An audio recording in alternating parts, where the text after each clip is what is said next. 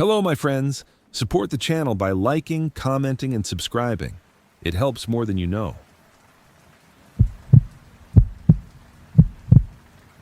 I didn't expect moving to a small town to feel like stepping into a nightmare. I had left the city hoping for peace, a slower pace, somewhere quiet where the world didn't press in from every side.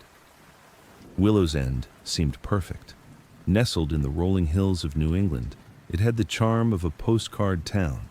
Painted clapboard houses, streets lined with maples and oaks, a diner at the center where locals gathered for coffee and gossip. The population was small, friendly, and polite, or so it seemed. I bought an old farmhouse on the outskirts of town, a two-story structure with weathered white paint and a porch that sagged under its own weight. The previous owner, a man named Carl Hendricks, had died under circumstances no one would explain. The obituaries were vague, just the usual lines about a life well lived. When I asked the locals about him, they smiled politely but quickly changed the subject. That should have been my first warning, but I was desperate to start over. The first week was uneventful. I spent my days unpacking boxes and familiarizing myself with the town. The neighbors waved politely, though their eyes held a strange wariness. Something about the way they looked at me felt calculated, as if they were measuring me against an invisible standard I couldn't see. The first unusual incident happened on the third night. I was carrying a box up the stairs when I felt a prickling at the back of my neck, the kind of instinctive warning you get before danger hits. I froze, heart pounding. For a long moment, nothing happened. Then I heard it. A faint whisper, just my name, carried from somewhere I couldn't identify. I spun around, but the hall was empty.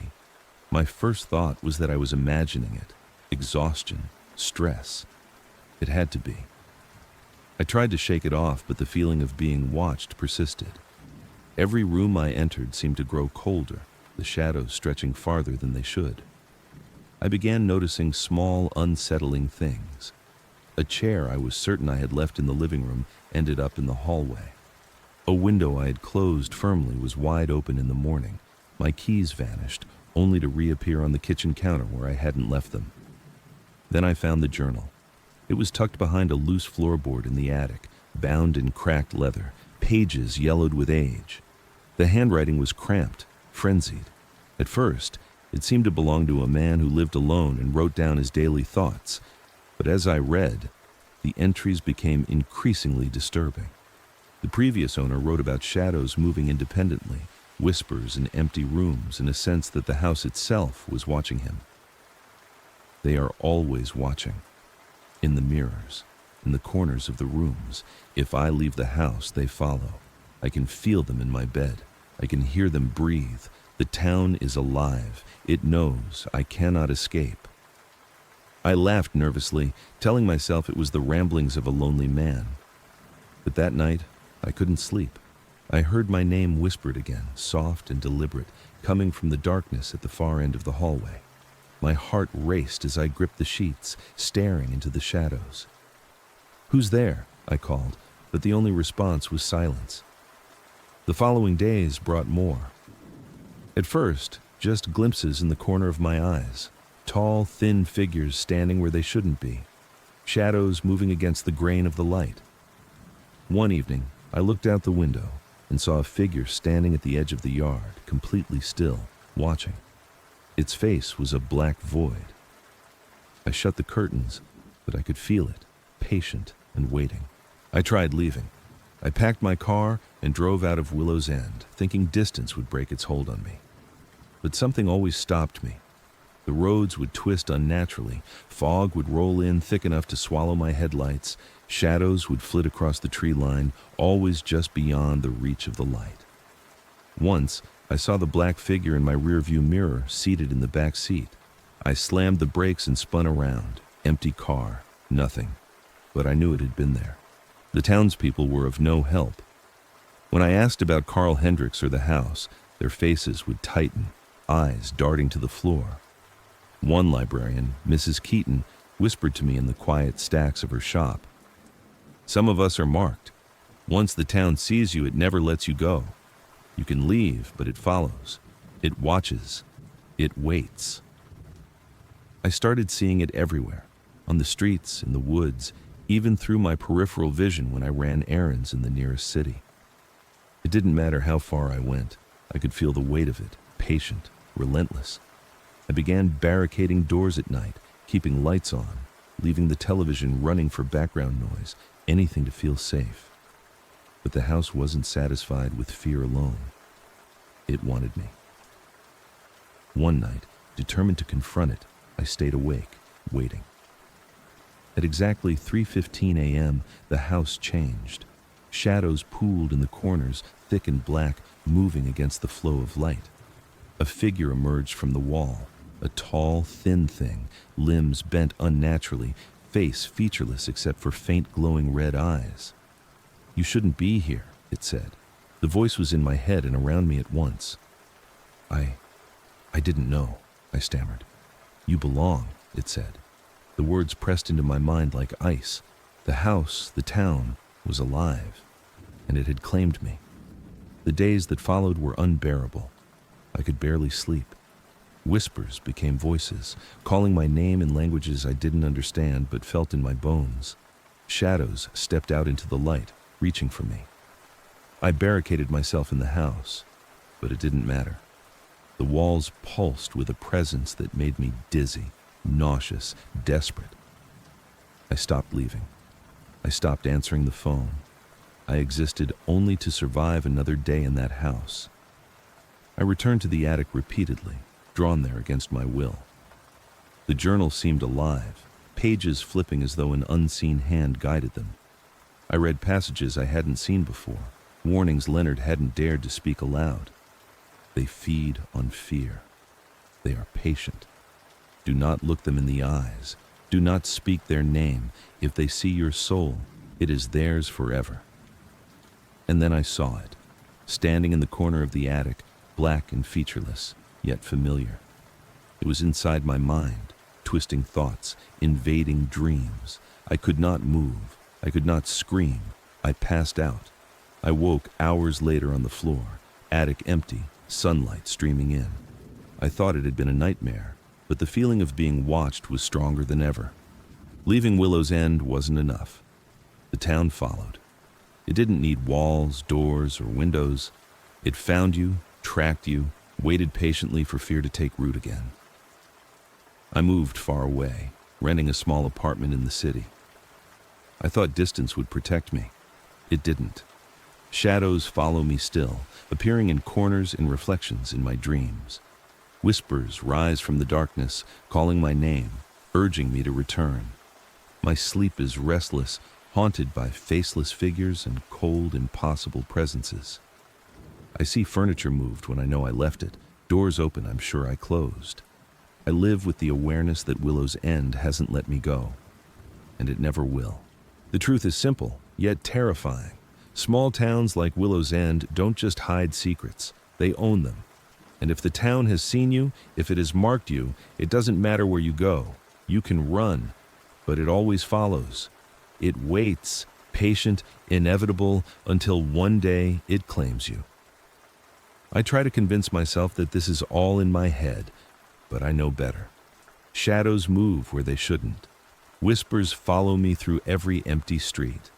And sometimes, late at night, when the wind shifts just right, I hear it calling my name from the hills where Willow's End waits, patient and hungry. One day, it will take me back. One day, I will belong to it, and there will be no escape. No matter how far I run, I know I will never be free.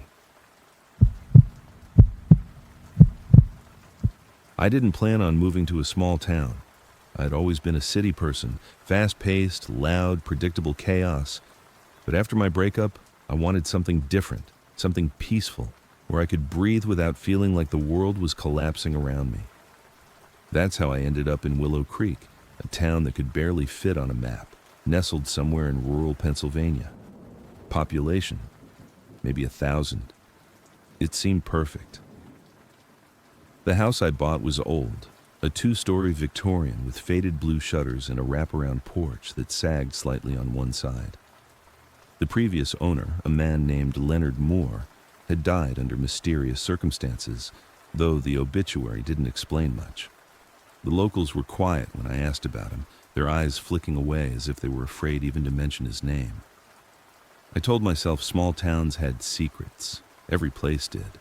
The first few days were normal. I unpacked boxes, wandered the town, introduced myself to neighbors who were polite but distant. Everyone smiled, but there was an emptiness behind the smiles, a weight that felt unnatural. On my third night, while settling into the bedroom, I noticed something strange, the feeling of being watched. It was subtle at first, a prickling on the back of my neck, a sensation of eyes on me. I turned, but no one was there. I laughed nervously and told myself I was imagining it. By the end of the week, strange things began happening. Doors I was sure I had closed were ajar. Items moved from their places. I started hearing whispers in the hallway at night, too soft to make out words, yet insistent enough to make me stop breathing. I told myself it was stress, maybe loneliness. I wasn't superstitious. I didn't believe in ghosts. But deep down, I knew something was wrong. It escalated when I discovered Leonard Moore's journal, hidden behind a loose panel in the attic. The pages were yellowed, filled with cramped handwriting, and the entries grew increasingly unsettling. At first, it was mundane, notes about the weather, neighbors, daily routines. But soon the tone changed. Leonard wrote about shadows that moved independently, whispers in empty rooms, and the sense of being followed wherever he went. One passage made my blood run cold. I hear them in the walls. I see them in the mirrors. The town itself watches. It knows. I cannot leave. I cannot escape. Tonight, they whispered my name. I didn't answer. I cannot answer. If anyone reads this, beware, Willow Creek. Don't come. Don't stay. I tried to laugh it off, but that night, I heard my name whispered from the corner of the room. My heartbeat jumped. "Who's there?" I demanded. No response. The air grew colder. I pulled the covers over my head and prayed for sleep, but sleep never came. The following days were worse. I began seeing figures just beyond the edge of my vision, tall, thin shapes that vanished when I tried to focus. Shadows seemed to stretch unnaturally, moving against the flow of light. On one occasion, I caught sight of a figure standing outside the window, completely still, watching. Its face was featureless, a black void where eyes and mouth should have been. I slammed the curtain shut and couldn't sleep for 3 nights. I tried to leave. I drove out of Willow Creek multiple times, thinking distance would break whatever hold it had on me. But something always stopped me. Tires sliding on gravel roads, sudden fog thick enough to swallow headlights, shadows flitting across the tree line. Once, I saw the figure in my rearview mirror, sitting in the back seat just watching me. I slammed on the brakes. Nothing. Empty car. But I felt its presence. The locals didn't help. When I asked about Leonard Moore or the house, they gave vague answers, their voices low, their eyes nervous. One woman, a librarian named Mrs. Harlow, whispered to me in the dusty library. "Some of us are marked. The town chooses. If you stay too long, it won't let you go. You'll become one of them." At first, I thought she was crazy. But then I noticed it everywhere. Townspeople who didn't quite move right, who stared too long and then turned away too quickly.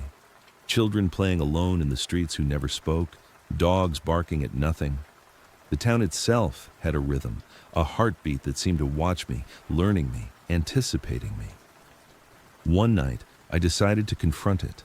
I stayed up waiting, determined to see whatever it was that had taken this hold. The clock struck 3:33 a.m., and the house changed. Shadows pooled in the corners, thick and black, moving with a will of their own.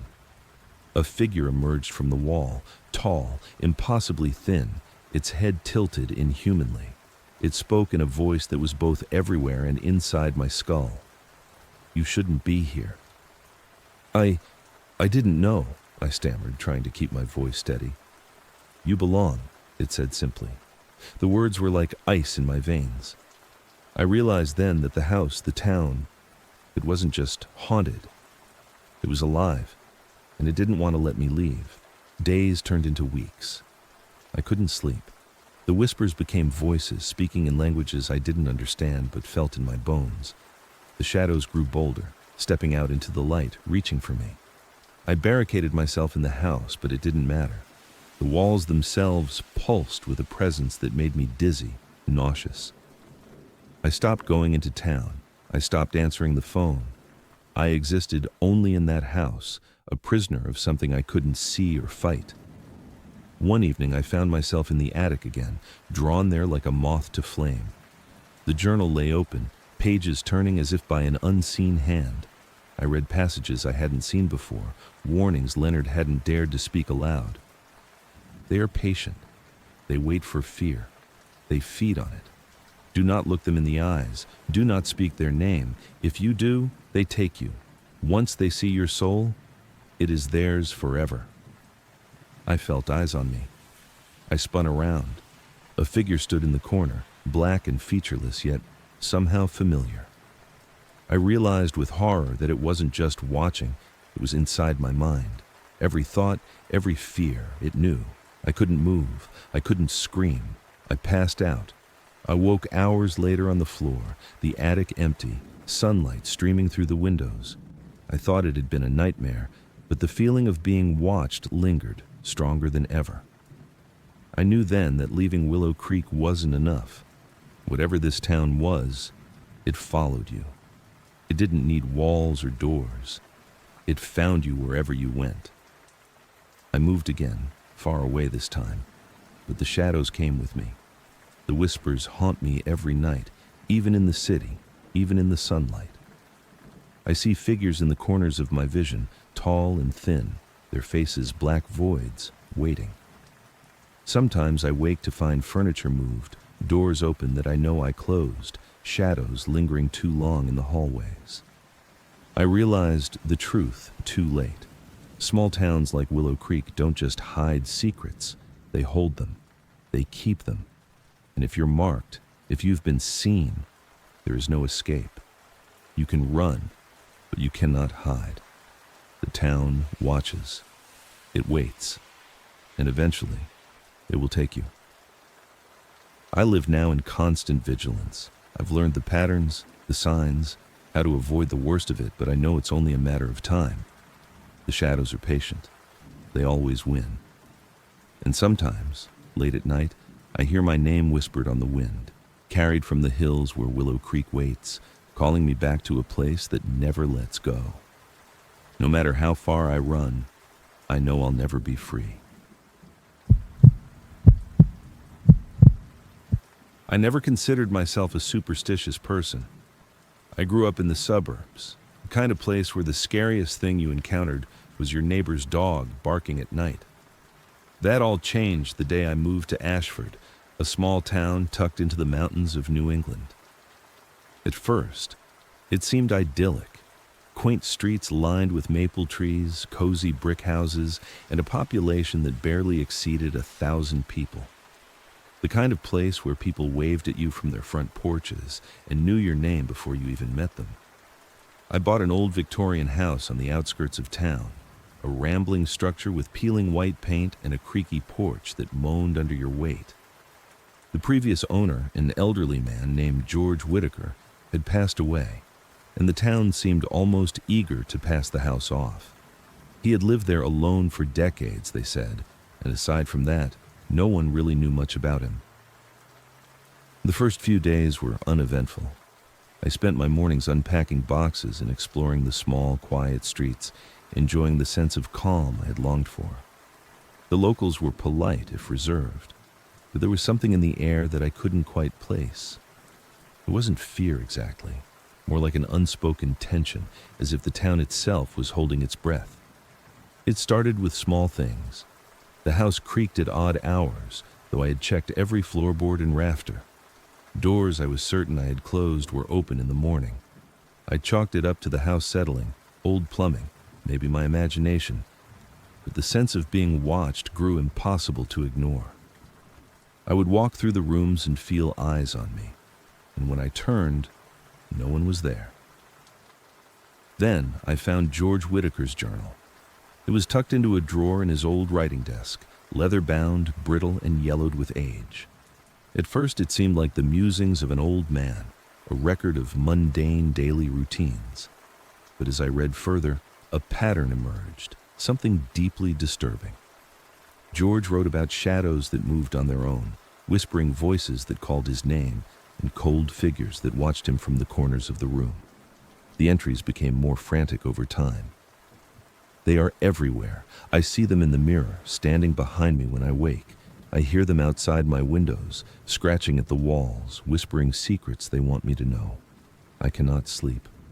I cannot leave. They are patient, but they will come. Tonight I will try the cellar. Perhaps there is safety there. Perhaps. I tried to laugh it off, to tell myself it was the paranoia of an isolated old man. But that night, as I lay in bed, I heard it. The whisper of my own name, soft and deliberate, coming from the hallway outside my bedroom door. My heart pounded, my body frozen in place. I told myself it was the wind. It had to be. The next morning, I noticed my kitchen table had shifted slightly. My keys were no longer where I had left them. I began to dread the house. I started keeping a flashlight in my bed, a bat by the door, anything to feel some measure of control. But the more I tried to rationalize, the stranger things became. I began to see figures at night, just glimpses at first, standing at the edge of my vision. They were tall and thin, their faces blurred and indistinct, their movements jerky, unnatural. When I tried to focus on them, they disappeared. I checked the windows, the yard, the woods behind the house. Nothing. Yet I felt them, always watching, waiting. One evening, I went into town to the diner, desperate for normalcy. The place smelled of fried food and coffee, just like I remembered from my childhood. I sat at the counter, and an older man slid into the seat next to me. His face was lined and pale, his eyes sharp. "You don't belong here," he said quietly, without introduction. I laughed nervously. "Just moved in. Why would I not belong?" He studied me for a long moment, then leaned closer. "Because it doesn't let people leave." "Not really. It wants you. All of us, it wants." I smiled awkwardly, thinking he was joking. "The town? You're talking about the town?" He nodded, his voice dropping to a whisper. "Ashford. It's alive. Watch the shadows. Listen to the whispers. The people, some of them are gone, but they're still here. They're waiting." I left the diner in a cold sweat, brushing it off as a story to scare tourists. But deep down, I knew he wasn't joking. Back at the house, things escalated. I started hearing footsteps at night, pacing in the hallways, sometimes stopping right outside my bedroom door. I would hold my breath, praying they would go away, but the silence was always temporary. Sometimes, when I was in the kitchen, the smell of decay would fill the room, like something had died inside the walls. I tried to leave again, packing my car and heading down the mountain road, but each time, something stopped me. Tires sliding inexplicably, fog rolling in thicker than anything natural, shadows moving on the tree line as if mocking me. The journal became my only companion, my only guide. It warned of patterns, of times when the presence was strongest. I began to see it myself, at exactly 3:17 a.m. Every night, the shadows would gather in the corners of the rooms, stretching impossibly tall, filling the house with a darkness that wasn't just absence of light. And at that same time, I would hear it, the whispers, low and insistent, calling my name over and over, promising things I didn't understand but felt deep in my chest. One night, I decided to confront it. I shouted into the darkness, demanding it leave, demanding to know what it wanted. The shadows did not retreat. Instead, they swirled, coalescing into forms I could not comprehend, faces half-formed, limbs bending in ways that made my stomach churn. One figure, taller than the rest, stepped forward. Its face was entirely black, featureless except for eyes that glowed faintly red. "You shouldn't be here," it said. and the voice was both inside my head and outside, like it was in two places at once. I didn't mean to, I stammered. You belong, it said simply, and the words settled over me like a stone. I don't remember how I survived the night. I woke on the floor the next morning, bruised and shaking, the sunlight streaming through the windows as though nothing had happened. But the house was different. The shadows seemed to linger, moving against the light, watching. I realized then that survival wasn't enough. The house, the town, they wanted something from me. They didn't just want to scare me, they wanted to own me. I spoke to a few townspeople about leaving. One woman, Mrs. Darrow, looked me in the eyes and said softly, "Once you're seen, you're marked. It knows your face. You can go, but it will follow." I left again, driving miles away, but each time I felt it, patient, waiting, stretching its long fingers across the distance to touch me. The dreams followed too, the faces in the shadows whispering my name, telling me to come home. I would wake screaming, covered in sweat, unable to shake the feeling that it was standing in the corner of my room, just out of reach. Eventually, I stopped trying to leave. I stopped resisting. I live now in a rented apartment far from Ashford, but I know it watches. The shadows find a way. The whispers are quieter here, but still there, still patient. And sometimes, late at night, I see a figure in the corner of the room, tall and black, waiting. I can feel its presence, cold and heavy, and I know that one day I will have no choice but to return. Small towns have secrets. Ashford has more than most, and it doesn't forget, it doesn't forgive, it waits. I never thought much of living in a small town.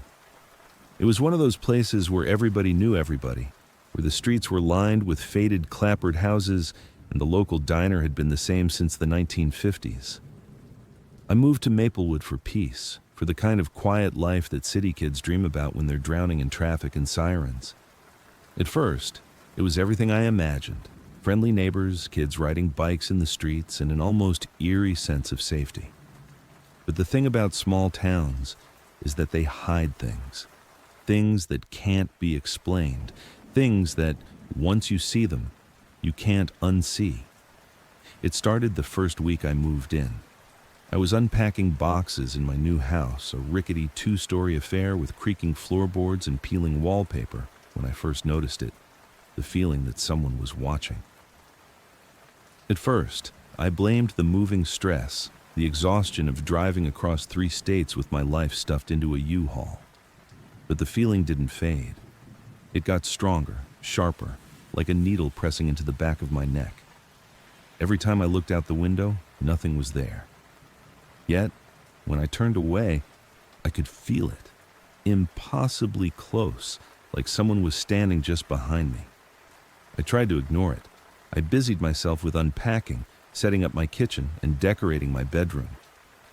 I told myself small-town paranoia had gotten into me. But then the noises began. At night, I'd hear scratching, soft at first, then louder, like nails dragging across wood.